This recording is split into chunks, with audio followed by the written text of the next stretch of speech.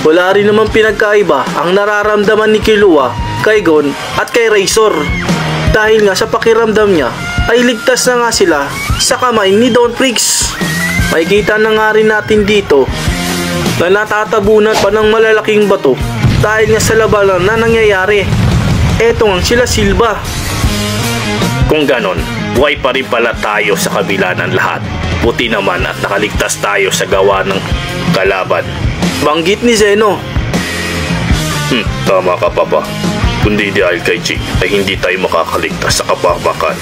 Yan naman ang banggit ni Silva na may pasasalamat pa nga kay Jing. Ang batang yun, tagang malakas siya at iba ang kanyang potensyal sa pakikipaglaban. Magaling talaga siya.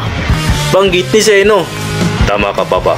Kung sa pakikipaglaban at palakasan ng paggamit ng nin ay talagang maiiwan niya tayo. Dagdag pa ni Silva.